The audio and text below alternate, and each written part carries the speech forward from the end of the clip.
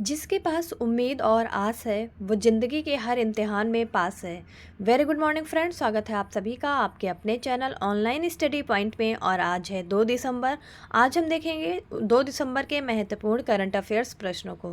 दोस्तों, अगर आपने अभी तक हमारे चैनल को सब्सक्राइब नहीं किया है तो फटाफट सब्सक्राइब कर लीजिए और साथ ही बेल आइकन ज़रूर दबा लीजिए ताकि हमारे वीडियोज़ की नोटिफिकेशन आपको मिलती रहे। चलिए शुरू करते हैं आज की महत्वपूर्ण वीडियो को। आज का पहला सवाल है, किस राज्य का 61वां राज्य दिवस 1 दिसंबर 2023 को मनाया जाता है? तो इसका सही जवाब है दोस्तों ऑप्शन डी, नागालैंड। नागालैंड का स्थापना दिवस 61वां राज्य दिवस 1 दिसंबर को 2023 को मनाया गया। नागालैंड ने 1 दिसंबर 2023 को अपना 61वां राज्य दिवस मनाया। 1 दिसंबर 1963 को यह भारत संघ का 16वां राज्य बना था। इस अवसर पर मुख्यमंत्री नेफ्यू रियो द्वारा नागालैंड स्कूल सुरक्षा नीति, डिजिटल प्रशिक्षण प्लेटफॉर्म और नागालैंड आपदा जोखिम न्यूनीकरण रोड मैप लॉन्च किया है। उन्होंने नागालैंड एट 60 विषय पर एक फोटो प्रदर्शनी का भी उद्घाटन किया जो सूचना और जनसंपर्क विभाग के द्वारा लॉन्च की गई। तो इसे आप लोग ध्यान रखिएगा, किस राज्य ने अपना स्थापना दिवस मनाया है? तो यह मनाया है नागालैंड ने 1 दिसंबर 2023 को। बात करें नागालैंड की तो यह भारत के उत्तर पूर्वी क्षेत्र में एक भूमि से घिरा राज्य है। इसकी राजधानी है कोहिमा। जुको घाटी नागालैंड के दक्षिणी क्षेत्र बिस्वेवा में स्थित है। नागालैंड के मुख्यमंत्री कौन है? वर नेफ्यू रियो। और नागालैंड के राज्यपाल कौन है? लॉ गणेशन। लोकसभा सीट है यहाँ से 1, राज्यसभा सीट है 1। तो इन तथ्यों को भी आप लोग ध्यान में रखिएगा। दोस्तों, यहाँ पे देखिए मैप में कहाँ है नागालैंड, तो यहाँ पे है उत्तर पूर्वी क्षेत्र है, जैसा कि मैंने आपको बताया। तो ये नागालैंड है और यहाँ पे इसकी राजधानी कोहिमा है। नेक्स्ट है, किसे फिनो पेमेंट्स बैंक का अध्यक्ष नियुक्त किया गया है? इसका सही जवाब है ऑप्शन सी, रजनीश कुमार जैन को। नवंबर 2023 में रजनीश कुमार जैन को फिनो पेमेंट्स बैंक का अध्यक्ष नियुक्त कर दिया गया है। इस नियुक्ति को भारतीय रिजर्व बैंक के द्वारा मंजूरी दे दी गई है। उनकी नियुक्ति 2 वर्ष के लिए होगी। तो इनका टाइम पीरियड कितने साल का होगा? कार्यकाल कितने साल का होगा? 2 वर्ष के लिए होगा। रजनीश कुमार जैन जेरोक्स इंडिया के एमडी और गैर कार्यकारी निदेशक भी रह चुके हैं। तो दोस्तों, इन्हें आप लोग याद रखिएगा। और ये है रजनीश कुमार जैन जी, जैसा कि पिक्चर में आप देख पा रहे होंगे। तो इसे ध्यान में रखिएगा। फिनो पेमेंट्स बैंक की बात करें तो इसकी स्थापना हुई थी 4 अप्रैल 2017 को। संस्थापक है ऋषि गुप्ता, मुख्यालय है मुंबई और राज्याध्यक्ष है रजनीश कुमार जैन। अब देख लेते हैं 2023 में की गई कुछ अन्य प्रमुख नियुक्तियों को। भारतीय ओलंपिक संघ की पहली महिला अध्यक्ष कौन बन गई हैं? PT Usha. Hindustan Unilever limited के प्रबंध निदेशक कौन बने हैं? रोहित जावा। इन्वेस्ट इंडिया नई प्रबंधक निदेशक के रूप में कौन बनी है? तो यह बनी है निवृत्ति राय। और भारतीय बास्केटबॉल महासंघ अध्यक्ष के रूप में कौन नियुक्त हुआ है? आधव अर्जुन। तो इन अपॉइंटमेंट्स को भी आप लोग नोट डाउन कर लीजिए, इन्हें बार बार पढ़ते रहिए, यहाँ से प्रश्न बन सकते हैं। नेक्स्ट है, विश्व एड्स दिवस 2023 कब मनाया गया? इसका सही जवाब है दोस्तों ऑप्शन बी, 1 दिसंबर को। हर साल 1 दिसंबर को दुनिया भर में विश्व एड्स दिवस मनाया जाता है। यह जागरूकता बढ़ाने, मारे गए लोगों को याद करने और एड्स से निपटने में सकारात्मक उपलब्धियों का जश्न मनाने के लिए मनाया जाता है। विश्व एड्स दिवस 2023 का इस वर्ष थीम क्या थी दोस्तों? तो आपको बता दें, इसकी थीम थी समुदायों का नेतृत्व करने दें। तो समुदायों को नेतृत्व करने दें, इस थीम के साथ इस वर्ष 1 दिसंबर को विश्व एड्स दिवस मनाया गया। HIV प्रतिक्रिया को आकार देने में समुदायों के महत्वपूर्ण प्रभाव को चिन्हित करने के लिए थीम का निर्णय लिया गया है। तो इसे आप लोग ध्यान रखिएगा। बात करें दिसंबर माह में मनाए जाने वाले कुछ अन्य प्रमुख दिवसों की, तो देख लेते हैं कौन कौन से दिवस मनाए जाते हैं। 5 दिसंबर को मनाया जाता है विश्व मृदा दिवस। 6 दिसंबर को मनाया जाता है राष्ट्रीय माइक्रोवेव ओवन दिवस। 7 दिसंबर को मनाया जाता है सशस्त्र सेना झंडा दिवस। और 8 दिसंबर को मनाया जाता है बोधि दिवस। तो इन दिवसों को भी आप लोग ध्यान रखिएगा, ये इम्पॉर्टेंट है। हाल ही में शेन डॉरिच ने अंतर्राष्ट्रीय क्रिकेट से संन्यास की घोषणा की है। वे किस देश के खिलाड़ी हैं? तो इसका सही जवाब है option A, West Indies.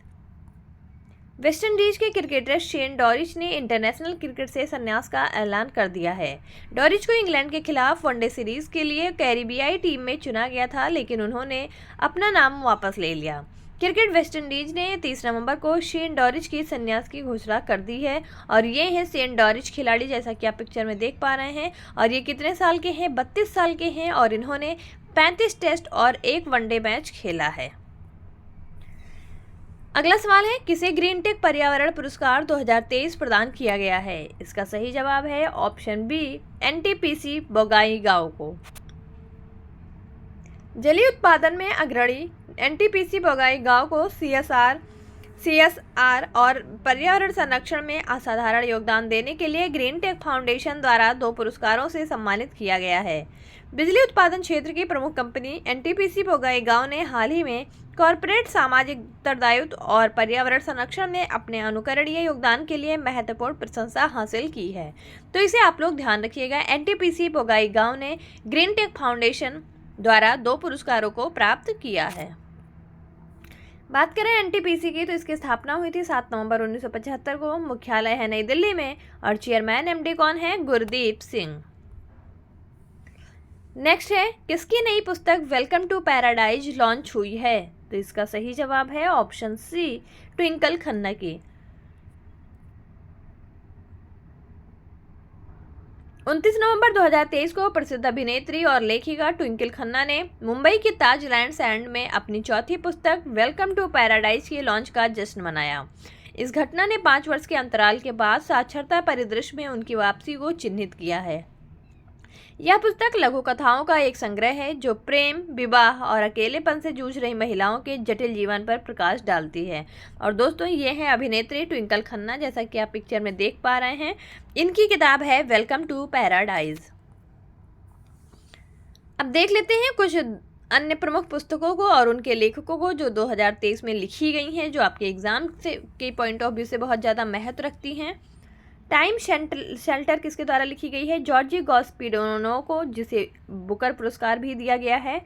Sooryavansham किसने लिखी है? शिवशंकरी ने। सरस्वती सम्मान दिया गया है इन्हें इसके पुस्तक के लिए। टॉम्ब ऑफ सैंड किसने लिखी है? गीतांजलि श्री ने। मेड इन इंडिया किसने लिखी है? अमिताभ कांत ने। दोस्तों, ये चारों ही पुस्तकें बहुत ही ज़्यादा महत्वपूर्ण हैं, इन्हें आप लिख लीजिए, इन्हें बार बार पढ़ते रहिए क्योंकि यहाँ से प्रश्न जरूर पूछे जाएंगे। नेक्स्ट है, किसे भारत की पहली महिला सहायक डी कैंप के रूप में नियुक्त किया गया है? इसका सही जवाब है ऑप्शन डी, मनीषा पाढ़ी को। वायुसेना की महिला अधिकारी स्क्वाड्रन लीडर मनीषा पाढ़ी को भारतीय सशस्त्र बल में भारत की पहली महिला सहायक डी कैंप के रूप में नियुक्त किया गया है। इसी के साथ मनीषा पाढ़ी देश की पहली महिला एडीसी बन गई हैं। स्क्वाड्रन लीडर मनीषा पाढ़ी को मिजोरम के राज्यपाल डॉक्टर हरिबाबू कंभमपति ने एडी कैंप नियुक्त किया है। तो इसे आप लोग ध्यान रखिएगा। और ये हैं लीडर मनीषा पाढ़ी जी। अब देख लेते हैं 2023 में नियुक्त किए गए कुछ अन्य प्रमुख व्यक्तियों को। परमाणु ऊर्जा आयोग के अध्यक्ष कौन बने हैं? अजीत कुमार मोहंती। संघ लोक सेवा आयोग के अध्यक्ष कौन बने हैं? Manoj Soni. Institute of charter accountants of India के अध्यक्ष कौन बने हैं? अनिकेत सुनील तलाटी। रक्षा अनुसंधान एवं विकास संगठन के अध्यक्ष कौन बने हैं? समीर वी कामथ। तो इन लोगों को भी आप लोग ध्यान रखिएगा, ये अपॉइंटमेंट भी बहुत ज़्यादा महत्वपूर्ण है।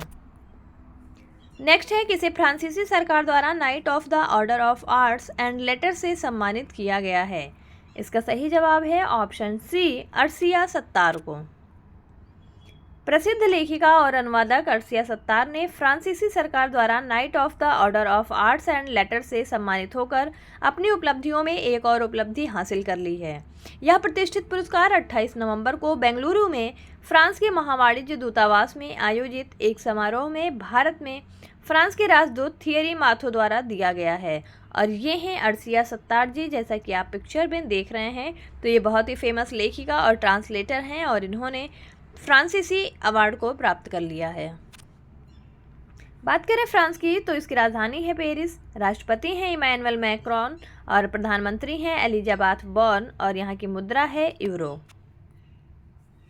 नेक्स्ट है, हॉकी नेशनल्स 2023 का खिताब किसने जीता है? इसका सही जवाब है ऑप्शन बी, पंजाब ने।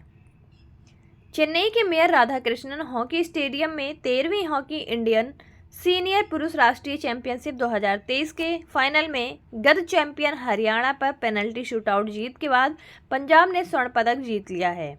इस बीच तमिलनाडु ने पेनल्टी शूटआउट में कर्नाटक को हराकर कांस्य पदक जीत लिया।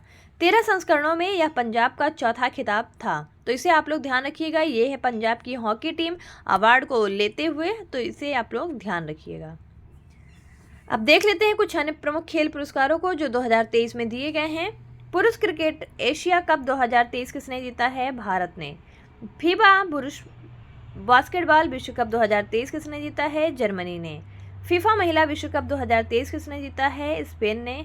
5वें खेलो इंडिया यूथ गेम्स 2023 किसने जीता है? महाराष्ट्र ने। तो दोस्तों इन प्रमुख खेल पुरस्कारों को भी आप लोग ध्यान रखिएगा, इन्हें बार बार पढ़ते रहिएगा। आज का आखिरी सवाल है, हॉर्नबिल फेस्टिवल का 24वां संस्करण नागा हेरिटेज विलेज कहाँ शुरू हुआ है? इसका सही जवाब है ऑप्शन सी, किसामा में। 10 दिवसीय हॉर्नबिल महोत्सव का उद्घाटन समारोह किसामा में शुरू हो गया है। इस वर्ष के हॉर्नबिल महोत्सव के लिए संयुक्त राज्य अमेरिका, जर्मनी और कोलंबिया देश भागीदार हैं और असम भागीदार राज्य के रूप में सम्मिलित है। नागालैंड के राज्यपाल लॉ गणेशन और मुख्यमंत्री नेफ्यूरियो महोत्सव के मुख्य अतिथि रहे थे। तो दोस्तों नागालैंड में आयोजित होने वाले हॉर्नबिल महोत्सव का आयोजन नागालैंड के किसामा जगह पे शुरू किया गया है। अब देख लेते हैं 1 दिसंबर के ऑलराउंडर रिवीजन को फटाफट। किस देश ने समलैंगिक विवाह को आधिकारिक तौर पर पंजीकृत करने वाला पहले दक्षिण एशियाई के रूप में बन गया है? नेपाल। किसी rural marketing association of India को अध्यक्ष नियुक्त किया है? पुनीत विद्यार्थी को। किसी UNHCR नॉनसेंस शरणार्थी पुरस्कार 2023 दिया गया है? अब्दुल्लाही मायर को। हाल ही में किसने धूम्रपान प्रतिबंध कानून खत्म कर दिया है? न्यूजीलैंड ने। रासायनिक युद्ध के सभी पीड़ितों के लिए स्मरण दिवस कब मनाया जाता है? 30 नवंबर को। किस राज्य को अमृत वृक्ष आंदोलन के लिए गिनीज वर्ल्ड रिकॉर्ड प्रमाण पत्र प्राप्त हुआ है? असम को। एक्सपो 2030 वर्ल्ड फेयर का आयोजन किस शहर में किया जाएगा? रियाद में। किस हॉलीवुड अभिनेता को सत्यजीत रे लाइफ टाइम अचीवमेंट अवार्ड से सम्मानित किया गया है? Michael Douglas. ओपन AI के CEO के रूप में किसे फिर से नियुक्त कर दिया गया है? सैम ऑल्टमैन को। केंद्रीय मंत्रिमंडल ने गरीब कल्याण खाद्यान्न कार्यक्रम को कितने वर्षों के लिए बढ़ा दिया है? तो यह बढ़ा दिया है 5 वर्षों के लिए। तो दोस्तों ये थे हमारे 1 दिसंबर के ऑलराउंडर रिवीजन। और अब देख लेते हैं आज के प्रश्न को। किसी UNHCR नॉनसेंस शरणार्थी पुरस्कार 2023 दिया गया है? ऑप्शन दिए गए हैं, आप अपना सही जवाब कमेंट सेक्शन में भेजते रहें। अगर आपको हमारी आज की वीडियो अच्छी लगी हो तो प्लीज़ वीडियो को ज़्यादा से ज़्यादा लाइक करें, शेयर करें और हमारे चैनल को सब्सक्राइब करवाते रहें। तो दोस्तों आज की वीडियो यहीं तक थी। आप सभी का बहुत बहुत धन्यवाद। आप सभी का दिन शुभ हो।